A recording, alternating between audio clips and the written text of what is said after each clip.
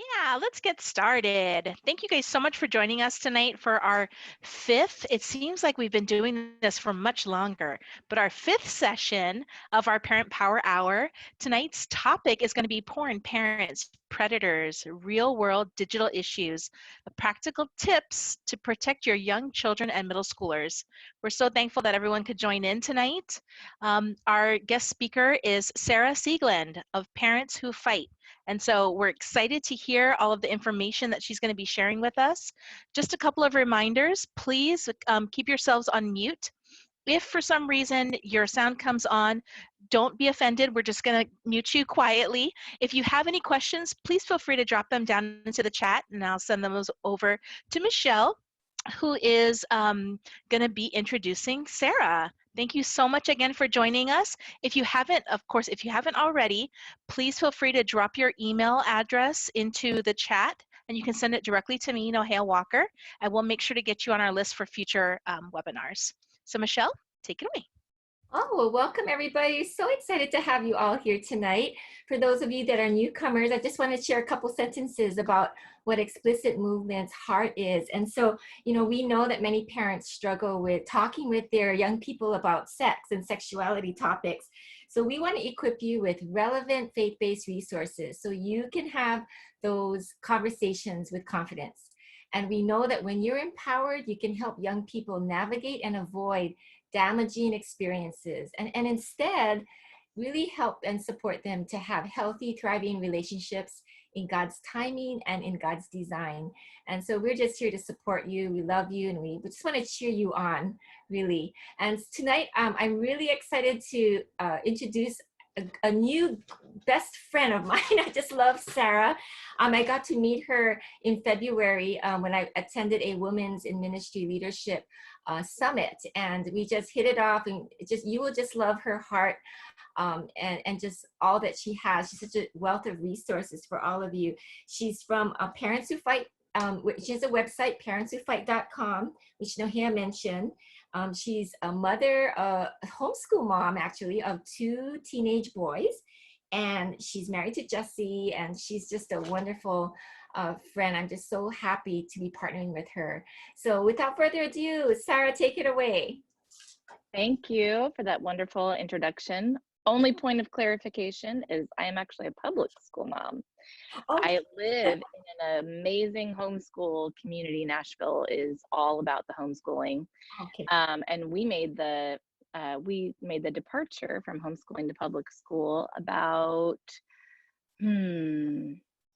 I guess that would be 7 years ago. But what's awesome is how God used that as part of our story and to really launch the ministry that he has for us now. So give you guys a little bit of that backstory. So we have 2 boys, like Michelle mentioned. They're 16 and 13 now. So fully parenting teenage boys. And that is no easy task, especially when you're talking about pornography, which is a huge topic for teenagers of any gender.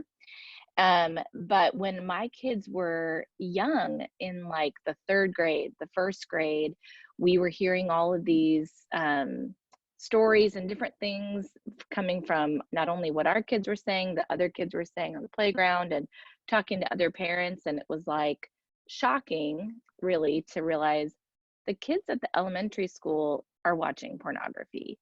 I can't say I was really prepared for that, but we had already been looking at how we could protect our own home. We were pretty vigilant about that. And we launched into a new season of realizing we needed to protect not just our kids on our devices, but we needed to help them learn how to protect their own hearts and lives because they were going to be around lots of other kids. And also we wanted to link arms with other parents and we wanted to pass on the information that we had. So we are pretty tech savvy people, my husband more than myself, but we just started researching and finding out what we could do. That research led me to a national conference where I just had my eyes wide opened of how many resources were available for families that I didn't know about. And some of those I'll be sharing with you tonight. so that you can know more about what you're up against and you can pass that information along. So basically in 2015, well, the end of 2014, we asked our public school elementary principal, could we talk to the parents at our school about pornography? And the brave soul that he was, he said yes. And that really, we had no intentions of doing much beyond that. We just knew we wanted to equip the parents at our school. But we quickly were being invited to talk to other schools and other churches. And so in the Nashville area, which is where I live, so it's midnight for me right now, we go around to various PTAs and churches and community groups like Girl Scouts, Boy Scouts, and we talk to parents about protecting their kids online. And we also equip students to know how to keep themselves safe online. Obviously, when we're talking to younger students like elementary school, we're not really able to talk to them about pornography. We talk about images that make you uncomfortable or scared. And when it comes to predators in the younger ages, we're talking about tricky people, which was a phrase coined by Protect Young Eyes, an organization I'm going to tell you guys a little bit about tonight. So that was our launch into this newfound ministry. We've been doing it for about 5 years. And pretty consistently, I am consuming research about these two topics that we're talking about tonight. So pornography and sexual predators. And it's interesting, and I think it won't shock anybody to realize that the pornography industry and the network of sexual predators across the globe are very connected. They have a symbiotic relationship. They need one another. And so pornography is fueling the predation on our children, and the predation on our children is gathering content to then upload to porn sites and share across networks on the dark web or whatever. The numbers, which you may have heard before, for the average age of first exposure to pornography, it's actually 8 years old. And the number of predators that we're looking at any given time on the internet is about 750,000. And they know where all the kids hang out. So those are the hot spots. The National Center for Missing and Exploited Children, which I'll refer to as NCMEC because they're doing great work in this space, they put out a research paper a couple of years ago and found that on their cyber tip line, which is the largest place to report any sort of sexual predator situation or any suspected grooming, on their cyber tip line, the average age of sexual solicitation online is 15. And that surprises a lot of people. They think it's going to be a lot younger because kids are really naive and really gullible. But it just shows us as parents how vigilant we have to be to really build our kids' resilience from a very early age, so that by the time they're in those years of what should be digital independence, you know, starting in high school, starting to drive, those various things where you have a device that's going with you, the goal is for them to be resilient enough to be able to recognize any red flags and resist those. The number one objective that NCMEC found in the reports was to gather content. So predators are scouring the internet to find content to get children or teenagers to expose themselves sexually so that that can then be uploaded to other sites or networked. And the number two one was to actually meet or have an in-person encounter with a child or a minor. I think it's important as parents that we remember we have to really redefine what predator means, not only for ourselves as parents, but for our kids. So this is not just the creepy guy in the basement. I mean, there probably are people who fit that profile, but really we're talking about, you know, teenagers and doctors and teachers. And so there is a lot of peer-on-peer predation that's happening. And there's a lot of predation that's happening with people that we used to, I mean, freely call a trusted adult. And there's actually an entire Twitter account called Blurred Lines that all they do is tweet about the incidents between teachers and students, and almost all of those sexual abuse situations are happening, are beginning online in texting or on social media. So there is a lot of occurrences happening with people that you may not think, oh, that could be a predator. So, you know, really teaching our kids from a very young age how to recognize when an adult is not using boundaries with them. That's really, really important. One of the stories that came to us early on that really fits in this discussion tonight that I felt like I should share was a mom contacted us who had a very young teenager.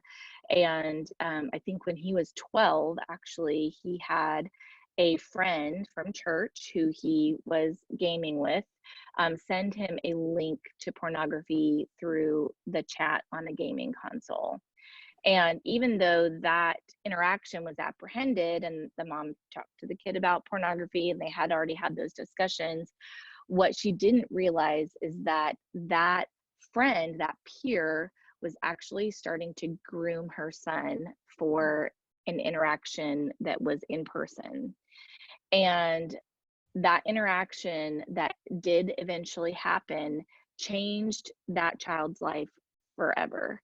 And that is why it's so important as parents, we have to just be very vigilant. And I want to be careful to not cross the line of inducing fear, because I don't think anything healthy comes out of parenting when you're parenting from a place of fear.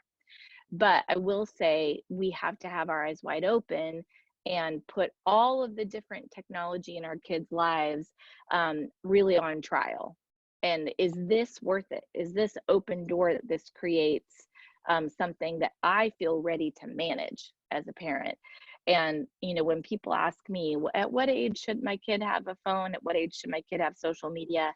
Honestly, it's almost more about whether you as a parent are ready for that than the kid, because you as a parent have an insane responsibility to know how to protect and monitor that kind of access. So tonight, what we're going to talk about is basically what you can control and what you can't control when it comes to porn and predators. And then we're going to talk about some technology solutions. They'll hopefully give you some good things to research and figure out what's going to work for your family. And then we're also going to talk about some additional resources that I think are just fabulous for parents to follow and know about in these two areas.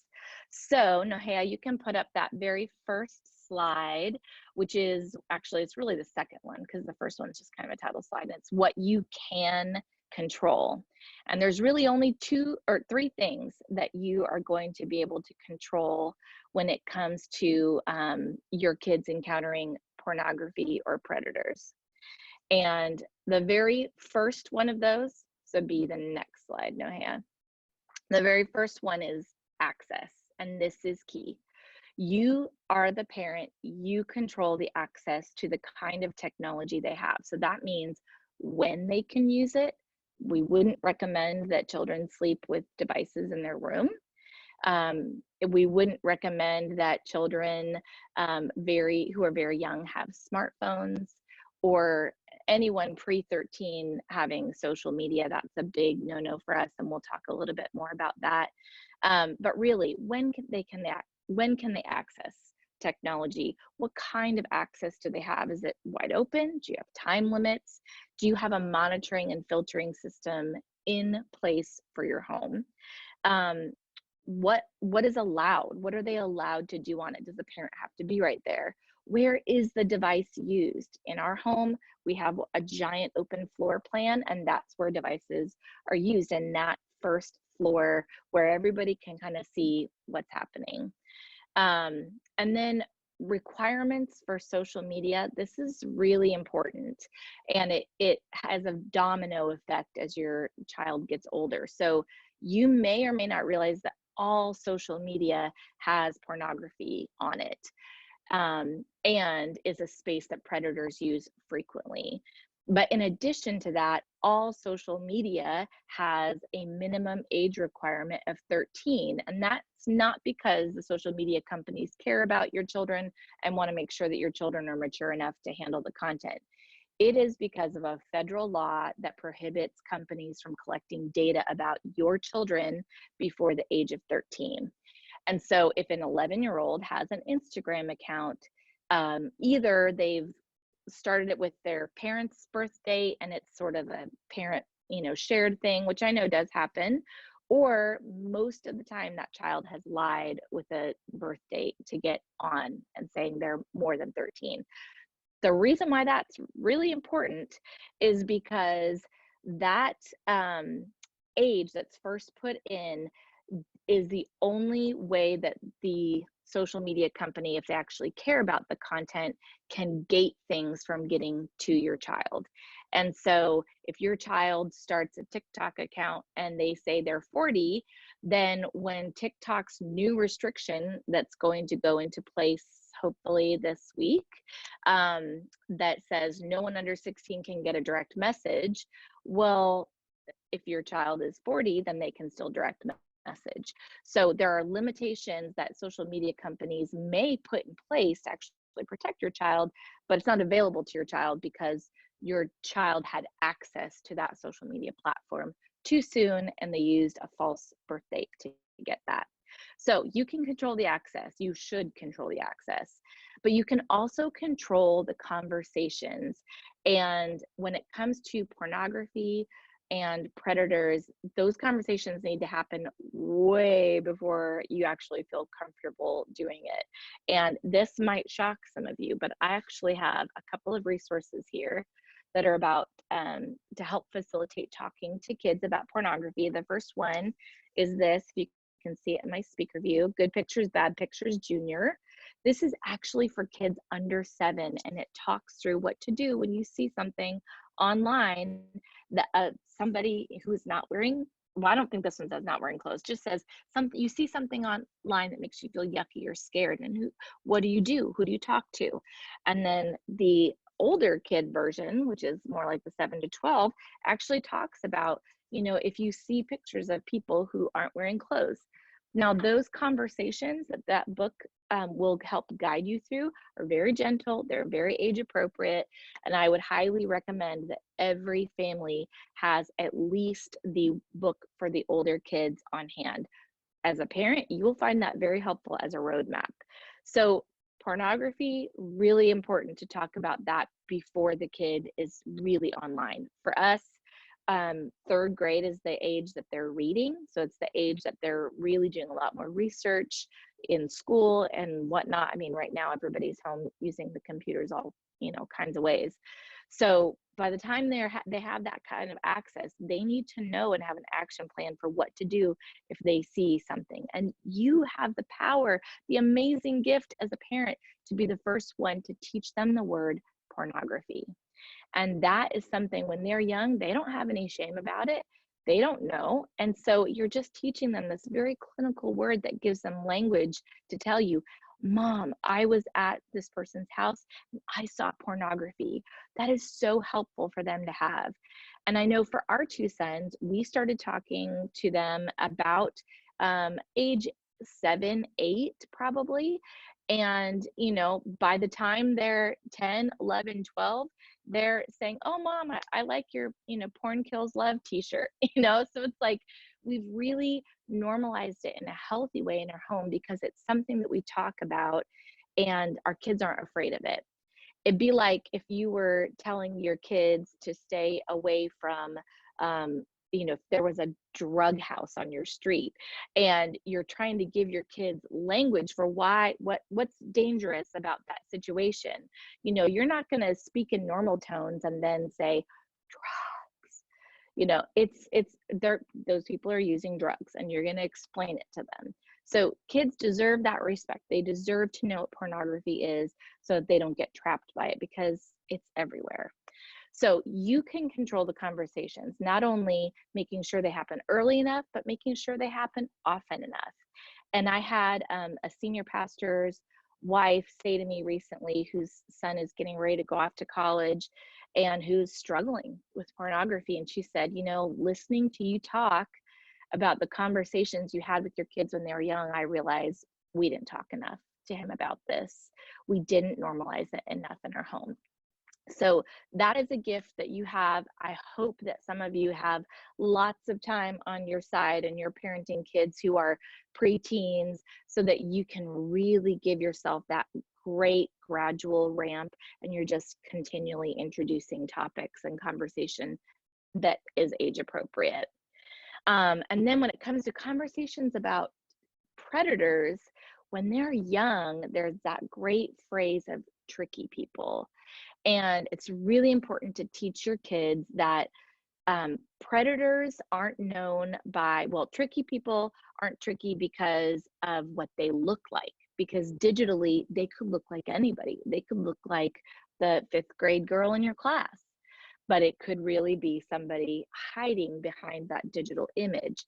So you teach your kids to know that tricky people are identified by what they talk like. So compliments. Oh, you're so good at that. Strange requests. Could you do a handstand for me? Lots of questions. What school do you go to? How old are you? What's your favorite sport? All of that information is not only used to gather information about kids online, it's just used to see who's the talker, who hasn't been shown by their parents not to talk to me, who is vulnerable. And so teaching your kids what tricky people sound like and teaching your kids what adult with boundaries sound like. So for example, with our kids, they're in youth group, we have a rule in our youth group that our kids can't text one of the youth leaders without a parent or another youth leader being on there. They have to have 2 adults. And likewise, the youth leaders aren't allowed to text our kids unless they're texting us too. So that's something that our kids know.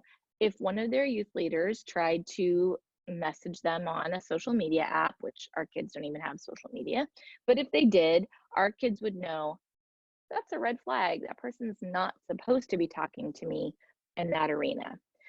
So you can control the access, you can control the conversations, and then the training. So this is, what is your plan? What phases are you going to use to really allow your kid to grow in responsibility before you deepen their access? So for example, for us, we knew that we didn't want our kids to have smartphones before high school. And so our oldest just is finishing his 9th grade year, but our youngest, who is finishing 7th grade, he's going to a school that's like way across town. And I'm doing this, massive carpool things. Like, we really need to get a hold of him. We're not going to give him a flip phone like we gave our oldest, because it was really unreliable and it broke a million ways. But there's a brand new invention called Gab Wireless that was started by this dad in Utah. And this phone has no internet, has no apps, has no social media. You can't group text, you can't send a photo. It's purely like talk, text, a calendar, an AM, FM radio. And it's, for us, a training device for our son. It teaches him, reminds him to answer mom and dad's calls, teaches him how to respond appropriately to text messages to his friends. Like, don't blow up their text with 1,000 emojis, and just lots of training. But we are purposely laying out these things to help train them for deeper levels of access. When our kids were very young, we taught them that if you see comments on any YouTube video, even if it's a video you're watching for school, it's a science video, whatever, if there's comments below that, that video is not being shown on YouTube restricted mode, which is what we use to help make sure that YouTube is going to be appropriate. I'll talk a little bit about it in a minute. So our kids, when they're very young, would say, oh, there's comments on this page, Mom, I don't think this is on restricted mode. So we're training them to know how to respond to potentially risky situations. Let's go to what you can't control. So this would be our next slide, Nohea. And the main thing that you cannot control is other people. And unfortunately, a billion people are on the internet, a billion plus, right? Instagram alone has a billion users. And most of the internet is made up of what we call user-generated content. So one of the big aha revelation moments for me when I went away in 2014 to that conference was hearing a tech CEO who runs a parental controls company say that apps cannot be filtered. Nothing inside an app can be filtered. Apps are fortresses and you can't get in. And that was a revelation for me because I knew I had some filtering software and I was already working on some parental controls, but realizing that if my kid is going to access the internet through an app, those parental controls are not being applied to that. And that question has come up so many times over the years. Parents will say, so what can I use that will filter Instagram?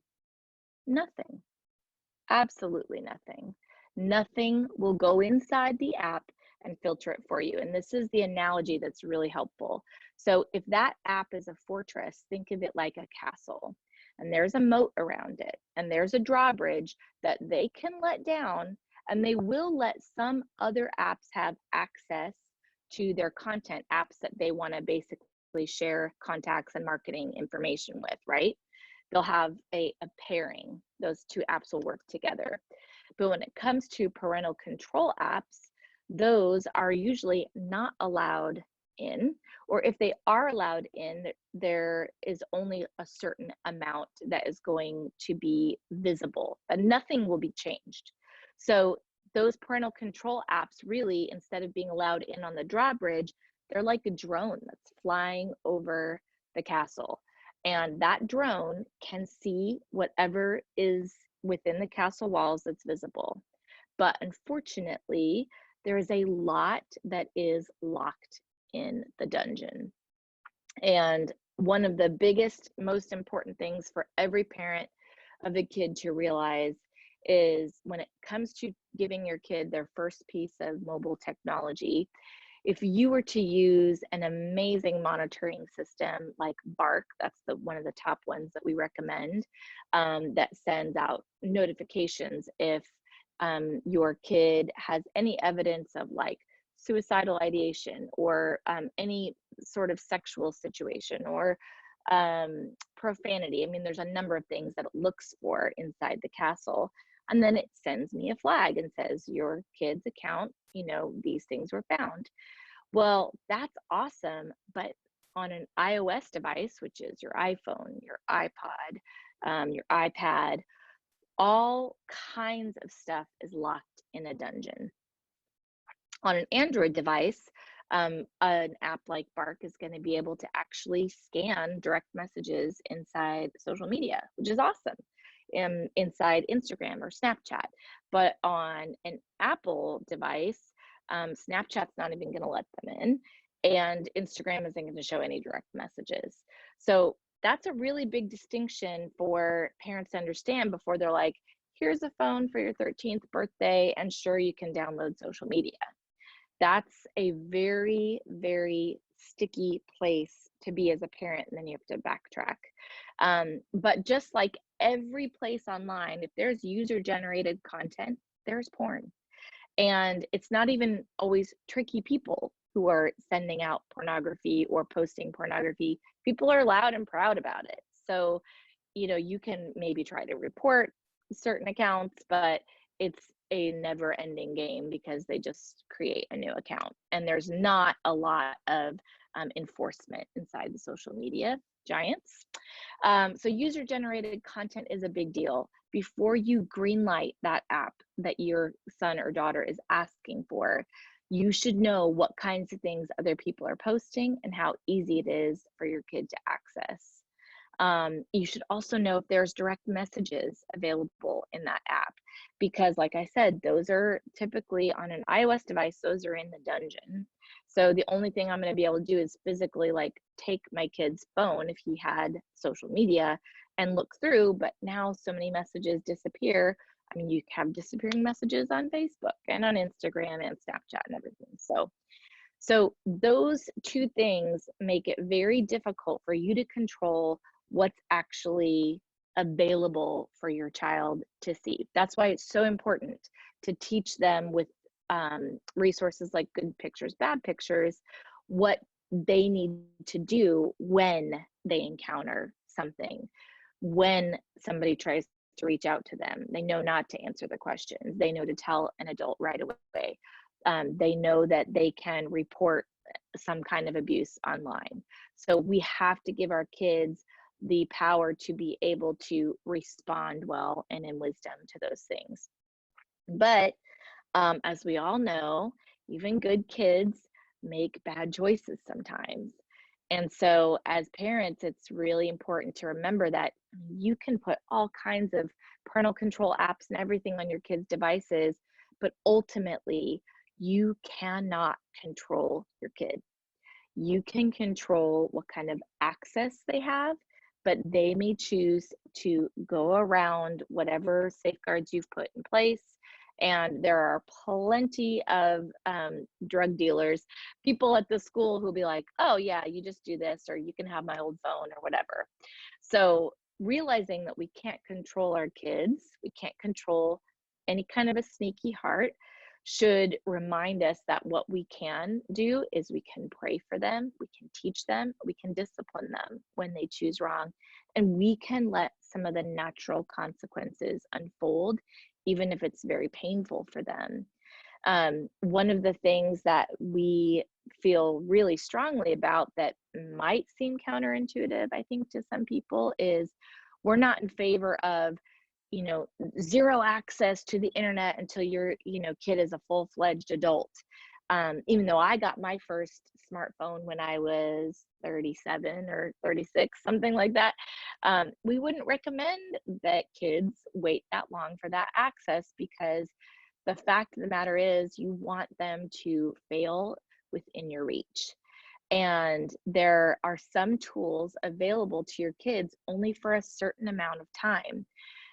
So like Bark, for example, that's not going to be able to monitor my kid past 18. So even though right now I have Bark scanning his text messages and alerting me, it's been very helpful of, oh, wow, there's some drama going down in the group chat that I need to make sure my kid understands, how to navigate. But once he's 18, that level of monitoring and training really is gone, because of the way that service works. They can't monitor adults. So we've had a very deliberate plan with our son to get him, using some technology so we can use this time to train him before he turns 18. So we really have 2 years left of that kind of level of monitoring. But it's also important for parents to realize that there's basically the big tech giants consider your kid fully fledged, can swim in the ocean, adult on the internet when they're 13. So Microsoft, Apple, Google, they will all send your kid, if you have used the correct date of birth in opening those accounts, and you have something that is hooked to like Google Family Link, where you're able to monitor that. When your kid turns 13, Google sends them an email that says, hey, congratulations, you now are able to decide if you want to be monitored. Now, as a parent, you can be like, if you have this device, this account, whatever, you will be monitored with Google Family Link. You're not to unlink that. And you can set that boundary, but you can't make your kid make the right choice. And if they don't make the right choice, you need to know what your next action step is going to be. It can't be, well, oh, well, there has to be a plan of action. So important to remember, you can't control your kid.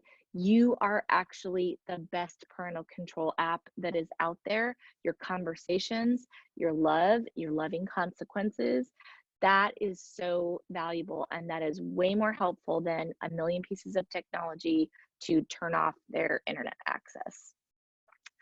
All right, let me make sure I covered everything. Oh, one thing I wanted to mention, a lot of people will say, well, like when it comes to direct messages on a kid's phone, I don't want to invade their privacy, and privacy is a big word that is spoken of. But I heard a law enforcement officer say the other day, if you don't invade their privacy, I promise you a predator will. And the reality is nothing on the internet is really private. I think we can, look to some of the biggest names in the tech industry, like Jeff Bezos, who owns Amazon.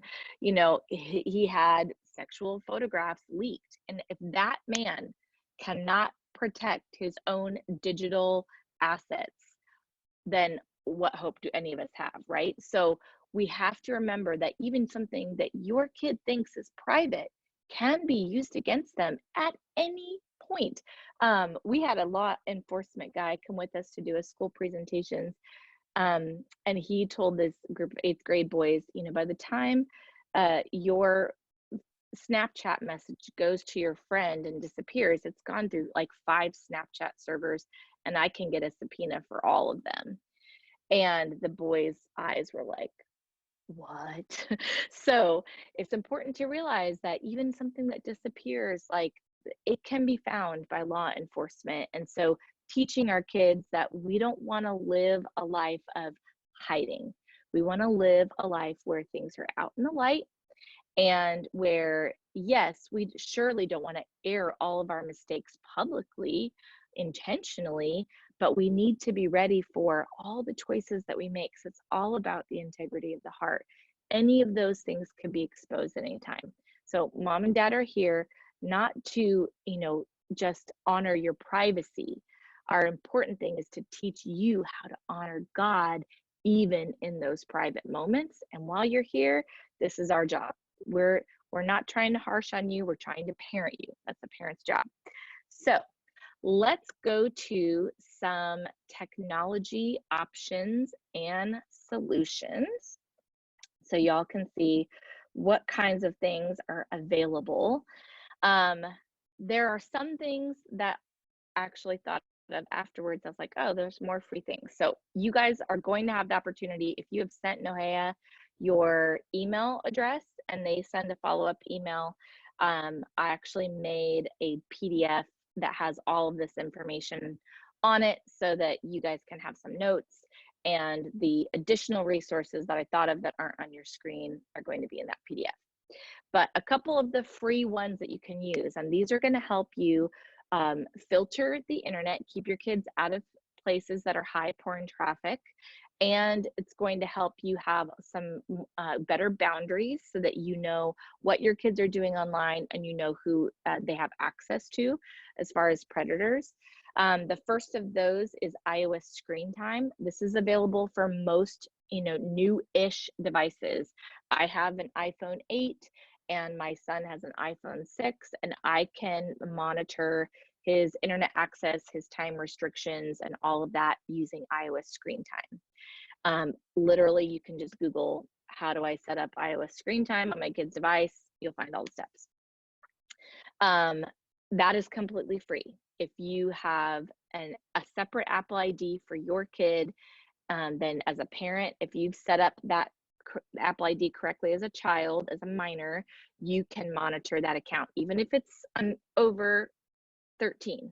So our 16-year-old is still monitored. Like I said, Apple will let him leave the family, but he's not going to leave because we have Apple Family Music account. He doesn't want to pay for it. So that's my little carrot. But similarly, Google Family Link does a very similar thing. It will connect a kid's device to an app on the parent's device, and the parent can, pause certain things, turn off certain apps, set time restrictions. It is a little bit wonky when it comes to Chromebooks. So if you would like to use Google Family Link on a Chromebook, it's really important that you've set up your Chromebook correctly so that mom and dad are the administrators for the Chromebook and the child is an additional profile instead of the child being the administrator for the Chromebook. And then game consoles. If your kids are using game consoles like Xbox, PS4, Switch, all of them have some level of parental controls. And we use them for not only turning off the internet, we also use it for making sure that they can't chat with people that they aren't connected to, that we haven't approved of. We use it for time restrictions. There is no way our kid is going to be on the Xbox at like midnight. So we have every day, there is a blocked list, and if they're given permission that day because they've finished their chores and all the things they need to do, then I will unblock it for a certain amount of time. My husband and I do go into people's homes to help them set up parental controls, just to kind of get everything up to the level that it needs to be. And I can tell you that the number one thing that is not one time, not ever been set up correctly to actually protect a kid is the gaming console. So a lot of parents don't realize that kids are going to the internet on it, they are watching YouTube on it, and they can fully access pornography sites through your gaming console if it's not set up correctly. So those three things are all free. A couple of additional free ones that I wanted to mention is YouTube restricted mode. I referred to that earlier. That's a setting within YouTube.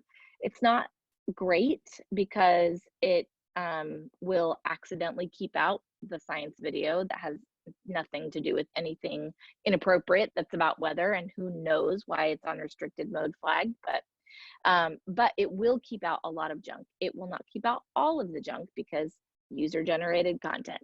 Stuff's being uploaded to YouTube all the time. But for us, we want that set on restricted mode. And if a kid needs the science video and it's not working, Mom, it's restricted, I go in, I actually have YouTube restricted mode forced to lock through Circle, which is the next thing I'm going to talk about.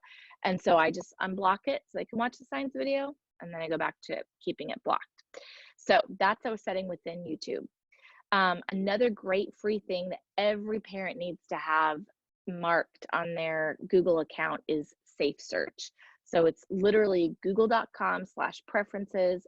At the very top, there's a check mark for Safe Search. The difference that makes is found in a real story that a friend told me about her niece who was doing a report on dogs. And she typed into the search field on Google fat dogs, and she got image results that was nothing but pornography. However, when that checkbox is checked and it's on Safe Search, that image search returns actual chubby dogs. So that's how big of a difference that check mark makes. Completely free, takes you 1 minute to do. So that's Google Safe Search, and Bing also has a Safe Search feature. And then one that is less commonly known about is called clean browsing. It uses DNS technology. And basically what it does is allows you by device or on your home's router, if you have a dashboard or something, you can go access your home's router. You can change this number on there. It sounds way more complicated than it is. You can just change this number and it automatically filters out adult material, known adult material online. And I believe the link to how to set up clean browsing, which is 100% free, is going to be sent to you guys in your follow-up email. So you can look at the steps for that. So those are all the free things. The three things that I use personally that I think are well worth the money, Circle Home Plus, which I mentioned, it allows me to set up a profile for everyone in my family. And let's see if I can pull it up here. And I can assign devices to people. I can assign bedtimes to people. See if you guys can see. I can pause the internet. I can pause the internet for my whole home, which is what I did when I first started leaving my kids home alone. The internet was not on when I was leaving them home alone. Now, our kids have some devices that can have some internet access. So what I do is I pause everything else. And I'm like, yeah, you can watch the Xbox, and I'm going to go into the Xbox, and I'm actually going to block all kinds of things other than Disney Plus, so that I know what you're doing. And again, this is not what you use all the way up until they're 18. They have to learn how to make those choices, and they have to learn to be accountable when they screw it up. But if you're concerned about your kids accidentally doing something while you're out, or if you're concerned about what your kids might stumble into, then there are lots of options available for you. Circle Home Plus is one of the most customizable things. It's $129 one time, and it's well worth the money. We bought ours going 4 years. This will be 4 years we're coming up on, and worth every penny. The next one I spoke of a little bit before is Bark. That's the one that's like the drone that's going over. That's going to monitor text messages, Gmail accounts, Google Docs. I mean, it's amazing. It monitors tons of apps. You just have to know your kid's app password, and it's going to look for troublesome material. I do want to make sure that every parent has the opportunity, and you should get a link in your email to follow up with this. There's a 9-minute kind of like a mini documentary that Bark produced about social media dangers and predators. It is one of the most compelling things you will ever see as a parent, and every parent needs to see it. It basically shows how this 37-year-old mom who poses as an 11-year-old girl opens an Instagram account, and within 1 minute is receiving sexually explicit messages. Every parent needs to understand how crazy that environment is. So Bark, it's like $15 a month for all of the features. I think actually all the links that you guys are going to receive are links that you can get a discount because they're my affiliate links. And then Covenant Eyes is an additional thing. So I want you guys to think of, like, for technology, it's like looking at things like layers. And Covenant Eyes is one of those layers for us that we use as, it's not just a filtered monitor or a filtered browser. So we don't use Chrome on our devices, we use Covenant Eyes. It not only filters out, I mean, you cannot get to pornography on Covenant Eyes, but it also provides accountability. So I get a weekly report I can talk about with my son. My hope is when he goes off to college, he'll choose to keep Covenant Eyes on his phone, and that'll be his choice. But it also provides screen accountability. So what that means is every minute it's taking a picture of his screen, and it has led to so much vigilance in him because he'll be like, Mom, I was on music and there was this new album that came up and the album cover was really bad, and I just wanted to show you, in case it comes up on my report, I wanted you to know I clicked right off. And he's like really aware of the fact that, you know, there's some accountability there, and he's making sure that he's communicating with me about things that he's seeing. So worth every penny, all three of those things every month. Let's go to resources. This is really just the last little bit of our time. And these are just things I think you should follow all these people on Facebook, all these organizations, whatever you're on, Twitter, Instagram, get on their newsletters because they will give you so much great information all the time. And as a parent, you've just got to put yourself in that intersection where other people are telling you, oh, did you hear about this new thing? It's a really, you know, like there's Omegle is a big app right now, and it's like completely to like connect with random strangers that you don't know. So obviously that's on the naughty list. So you'll find out more information by a ton of these organizations that are constantly telling people. So not only our site, a lot of you are probably familiar with Fight the New Drug. They're really the premier educational source for that teen group and the resources that they provide that talk about the harms of pornography. Protect Young Eyes is our go-to for really setting up parental controls. On their website, they have like tons of apps listed that tell you what the problem is with that app, why it's dangerous. You can go to like Xbox and follow the how to set up parental controls, you know, step-by-step instructions. So they're a great resource for real nuts and bolts. Bark, as I mentioned, and the great video or documentary thing that they shot. Covenant Eyes has great ebooks like My Kid Saw Pornography, Now What? And it's really going to coach you as a parent through your response. Protect Young Minds is the organization that put out Good Pictures, Bad Pictures.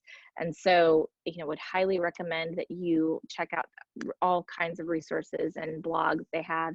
And then finally, as I mentioned at the top of our discussion, Cyber Tip Line, that's the website that's run by the National Center for Missing and Exploited Children. They get millions and millions of tips every year. And I can tell you that those tips are absolutely escalated. So you might come across a situation with your kid where you're like, well, this person didn't outright like solicit my child, but there was just really creepy, shady stuff happening. I don't have a good feeling about it. You can report it to the Cyber Tip Line. They'll look at your screenshots. They'll look at the profile and user information from the offender, and they'll see if they can cross-reference it. So there's a lot of investigation that's happening all the time, and that would be like our #1 resource if you're concerned about predators. So that is the fire hose that I just gave y'all. Nohea, you probably can take off the slides now. And Michelle, you tell me if we have any questions that can be answered or anything that wasn't addressed that needed to be. Wow, Sarah, that was excellent. I mean, this is the first time I'm seeing your presentation, and I know what you shared is not really emotional, but I found myself getting teary-eyed throughout your whole presentation because I felt the weight and the power of what you are giving the parents, and that you really are equipping and empowering the parents, and so practically, speaking not only with the resources, but how to talk to your kid, or how, you're sharing your examples of how you are mentoring your own children. Just so valuable. So I just want to say thank you. Yay. That was so powerful. Are there any questions that anyone has that you have for Sarah? There's a few more minutes, and I know she told me once that she could speak on this for 3 or 4 hours. So there's a lot. And I have. There's a lot that's within her mind and heart. So anybody have any questions? Otherwise, we can bring it to land the plane a little bit. But let's see here. Yeah, I will be sending you that resource that Sarah was talking about in a follow-up email, and some follow-up resources that will really help you too. So make sure I should mention, yes, if anybody thinks of a question, you can email us directly at parentswhofight@gmail.com. But you can also message us on Facebook. I mean, that's probably the most common way people connect with me. And for a lot of people, the layering of technology, which things do I need for whatever age and stage you're parenting, right? So it's really different for every family. So some people just want help in knowing, what would you recommend? Here's what we're up against, and we'll make those recommendations. So please feel free to reach out on email or social media if you come across something that you think of. Yes, and take Sarah up on her offer. She's here to serve all of you guys too, and I'm sure you'll be fast friends. And so yeah, just keep that in mind, everyone. Connect with Sarah also. I know, Sarah, you love to help families set up their homes, and that brings you a lot of, bring me to Hawaii. Right? I will make the rounds in Hawaii. Got the ticket. No, I'm just kidding. Yes. Well, thank you so much, Sarah. We can formally land the plane in a few minutes. But Sarah, if you don't mind just hanging out a little while longer, some of us may want to have an informal time of just hanging out a little bit with you. For those of you who want to, hang out a little longer after this formal time. Sarah, could you pray for all of us? Can you end this formal just praying for all the families? Yes, I would love to. Heavenly Father, I thank you for these amazing parents who are answering the call to not just phone it in. They want to be the best parent they can be. they are willing to step up and fight for their kids' future, for their kids' purity, for their kids' protection. And Lord, I'm just so grateful that we are not fighting with flesh and blood, but we are fighting with all of this power that you have given us and the word of God, Lord, that you have given us this authority over the things that are trying to take our kids out. And that authority makes us move forward in faith and not in fear. And so I pray, Lord, if there's anything about tonight that would make any parent feel anxious or afraid, Lord, I pray that you would help them to apprehend those thoughts, to take those thoughts to you. And Lord, would you give them a strategy for their home? God, give them a vigilant strategy. Open their eyes to anything that they haven't seen that needs to be addressed, Lord, and give them the next right step so that they can really see your kingdom being established in their kids' lives over technology. God, we believe for the best for our kids and that our kids are not going to be victims of this world system. God, we are believing to raise countercultural champions who can really push back on the lies of the enemy when it comes to sexuality. And I thank you, Lord, that we have this opportunity to shape these lives. What a gift it is that you have given it to us. I pray, Lord, that every person on this call would not only move forward in faith and hope, but they would be wise to share this information with another family.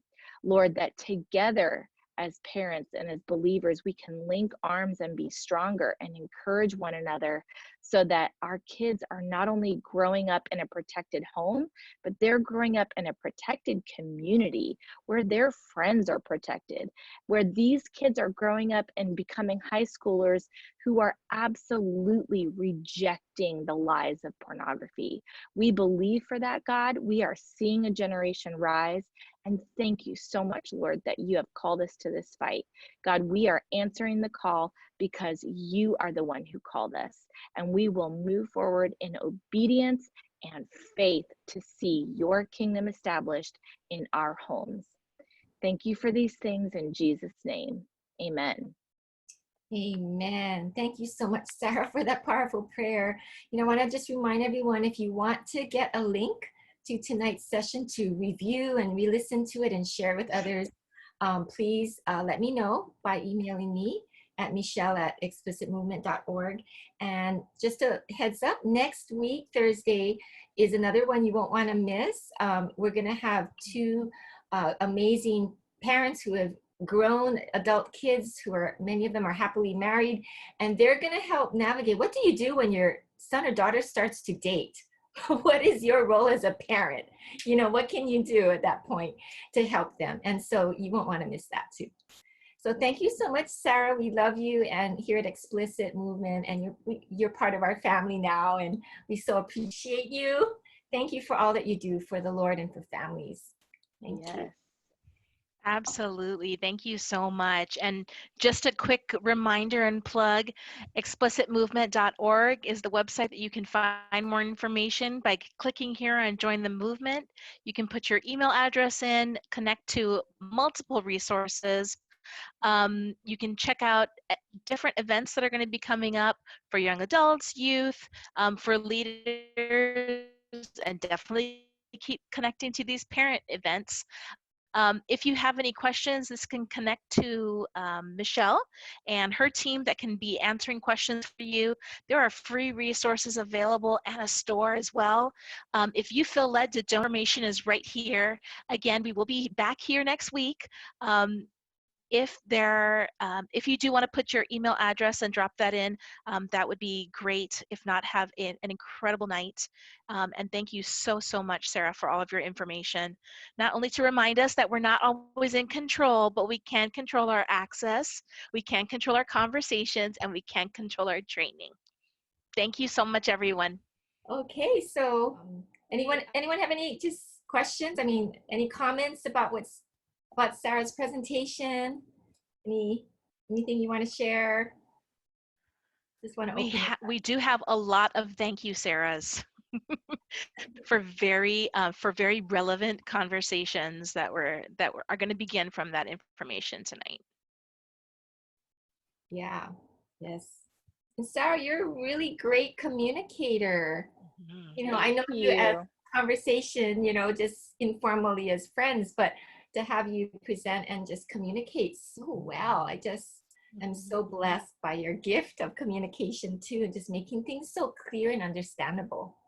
So good. Thank you. Now, Sarah, you have done these presentations at schools and PTAs and things like that, right? Mm-hmm. Yeah, PTA kind of became a little bit of like our circuit here in Nashville. So we did like a couple of PTAs and then they really told everybody. And so that's the more typical way that we tend to present at schools, which is great because, you know, I mean, in our public schools, I mean, there's such a need, you know, there's a lot of unengaged families and on both ends, on both ends of the economic spectrum. It's like the busy, distracted parents who've given their kids everything when it comes to devices. And then, you know, parents who are like struggling with English as a first language and their kids have devices to help their family communicate and the parent has no idea how to help protect that device. So, or they're, you know, working two jobs. So in our community, PTA has been just a real gift because we can come into the schools and really resource the schools with that partnership. So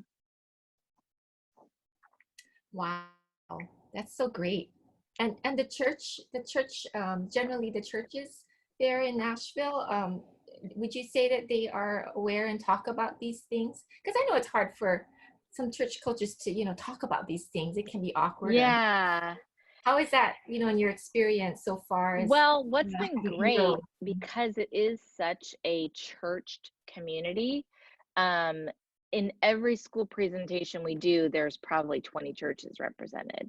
So you get those people who are fired up Uh-huh. at the PTA, and then they're going back to their, you know, pastor or kids pastor, whatever, is saying we need to bring this in. And because we are coming in really with solutions, I think churches are open to it because we're not just talking about pornography. It's like, you know, there are churches that have just had us come to like a fair event and then we set up a table and we just engage parents that way. And if that's what they're comfortable with, we'll take it, you know. But we've had a lot of favor in our community here in Nashville, and it's just the Lord, you know. Oh, So so good. That's so good. I'm glad that, you know, you just have those open doors of opportunities. This is so important. It's so important. Every parent should know, you know, so.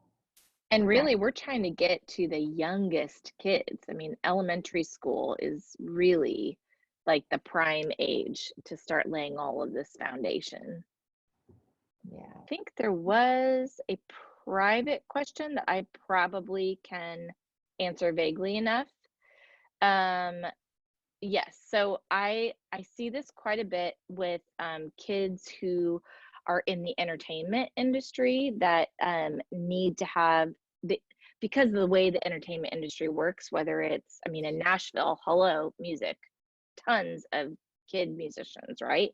And it really doesn't matter what you're doing. If you're trying to publish a book, if you're a musician, whatever, your kid's an actor, they all want your kid to have some sort of social media profile. I hate it because it's like this undue pressure at such a young age. And so parents have asked me many times, you know, what do you think about my kid having this profile that I manage? And I think there are ways that you can do it safely, like your kid not knowing the password, not having that account on a device that they have access to. So that's on a parent's phone. And your kid can't just get into your phone with a swipe. Like my phone has a fingerprint, you know, it's locked. And then a lot of parents will put like parent monitored or something in the bio, so that creepos can't message their kids, or if they try, they know. But I also think, man, if you could have, if this is an investment, like my kid's got a career in moving forward with this, any profiles that you set up for your kid, I would seriously buy an inexpensive Android phone and install the profiles there, because Bart can look into those things. So you have a second set of eyes. So you're not only looking at what people are trying, the activity on the account, but you have an automatic set of eyes. If it was a career investment, that's what I would do. And I would just make sure that kid doesn't really have access to that account until, they are fully ready for that, which in my opinion is not typical before high school. But every kid is different, so I would not make that blanket statement.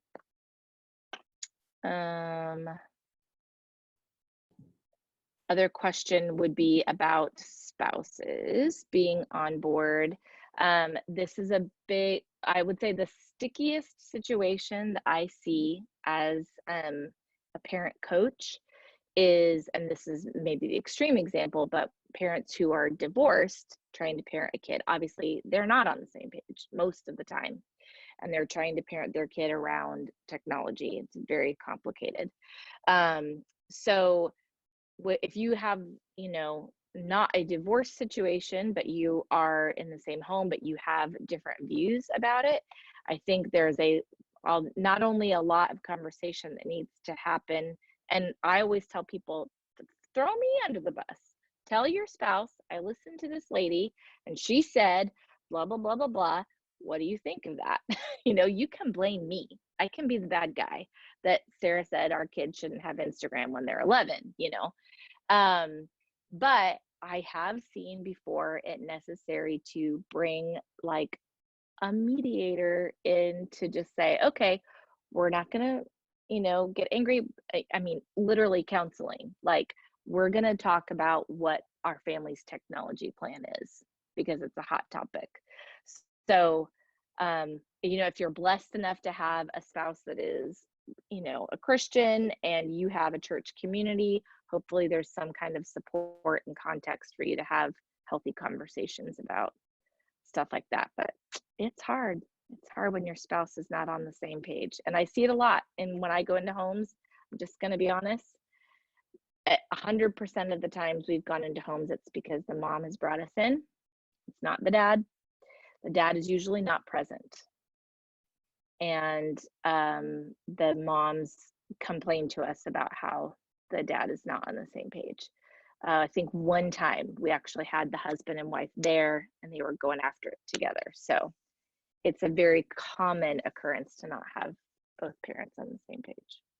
So that's where prayer comes in, when you do things that you can't control, Yes. right? And having, at least if you can on your side, create that connection, and hopefully with the Lord's help can influence their heart. Absolutely. So there's still hope, just it's harder, but yeah. But thank you, Sarah. That was so helpful. Yeah. Oh. Anybody else have anything? No? Well, this has been such a blessing, Sarah. We probably should let you go to bed now. I probably will go to bed. Yeah. Thank you so much.